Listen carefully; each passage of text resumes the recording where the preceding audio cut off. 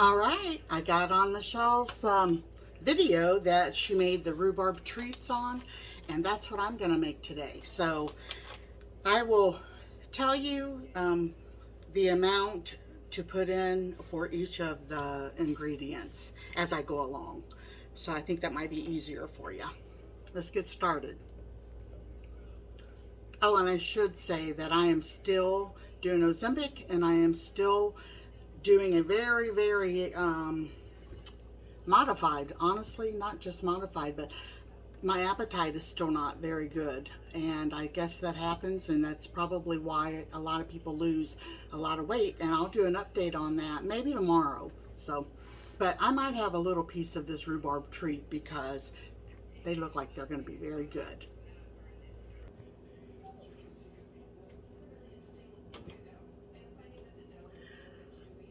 When Michelle was doing the video, she said that she wishes that she would have doubled the recipe for the jam part of this made with the rhubarb. So that's what I'm going to go ahead and do. I don't think that it would hurt, even if it's a little extra. It would just make it more moist, I would imagine. So since we're going to double it, we're going to have, it says, well, I'll quit. It says 4 cups of thinly sliced rhubarb.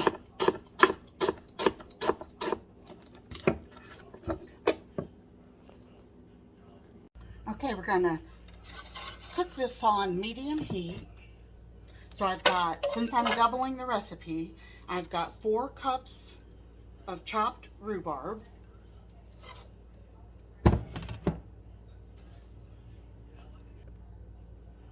a 1/2 cup of sugar, white sugar, 4 tablespoons of water. All right, then it says, it says 1 teaspoon, so I would need to double that, so 2 teaspoons. I've only got a 1/2 of the teaspoon there, so 4 of those.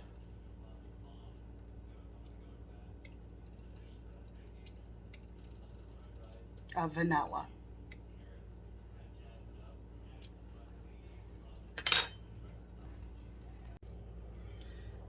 Now, to be honest, I have never cooked anything with rhubarb. When I was young, my son was just a baby. Steve and I lived down in Kentucky beside his parents.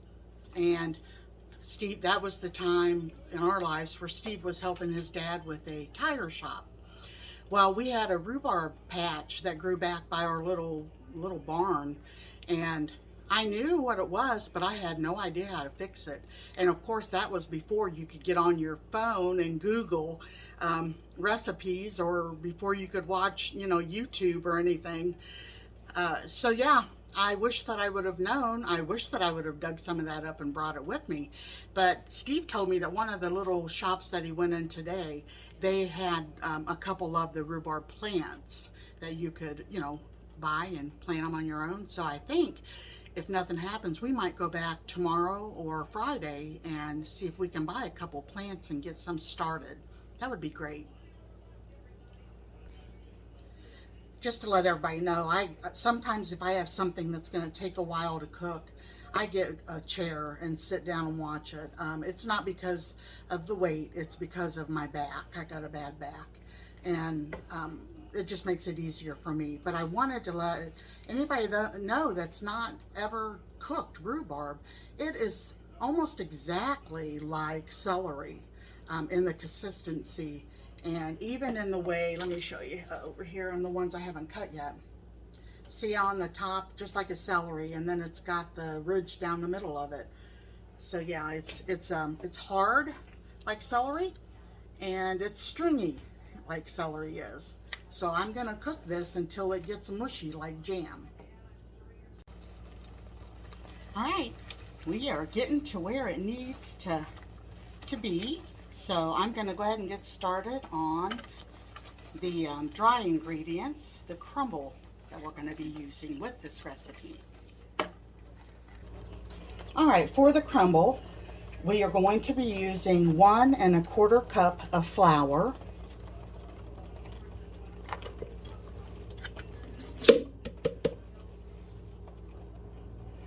3/4 of a cup of packed brown sugar,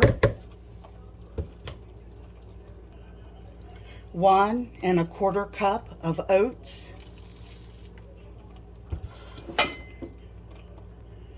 a 1/2 teaspoon of salt, a 1/2 teaspoon of baking soda,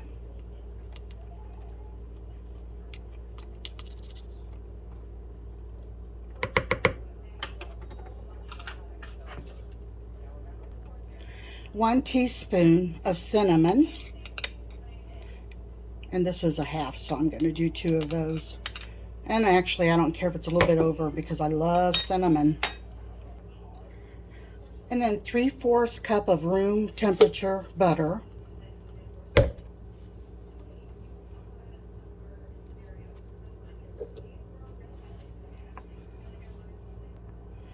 Now this is considered to be a crumble.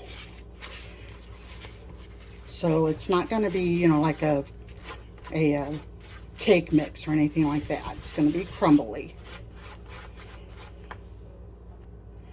I don't have one of those pastry cutters, so I'm just going to use my fingers like Michelle did.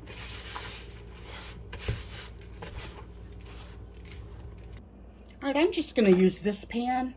I've already got it sprayed, and I think you can use just about any type that you want. I think Michelle used a 9x13 if I'm not mistaken. But you preheat your oven to 350, and then you're going to put 1/2 of the crumble mix on the bottom.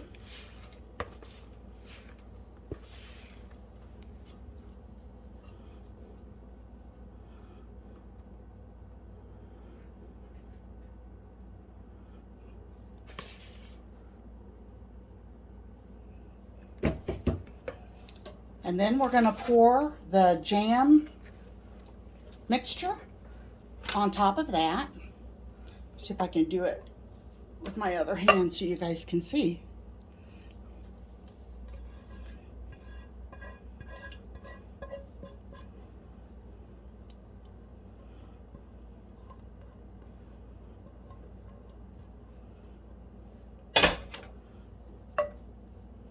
And then just spread that around everywhere. I'm glad I made a double of that.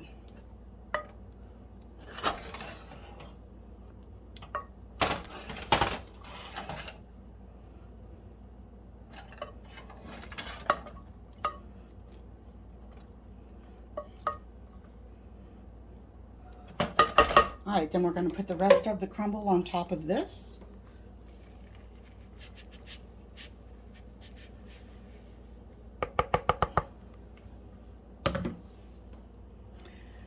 And then it takes about 45 minutes to bake. So put your oven on 350 and bake it for 45 minutes. And I will show you when it comes out. There it is. Looks good.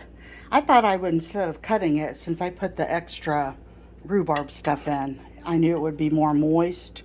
I thought it'd be good just to do like you do any other crumble. Put it like that into the bowl. Looks good. I bet that would be delicious with a little bit of vanilla ice cream on it. All right, so I'm going to be the taste test person. I'm hot. Now, I haven't eaten anything sweet for 6 weeks, I think now, so this might be extra sweet to me. I don't know.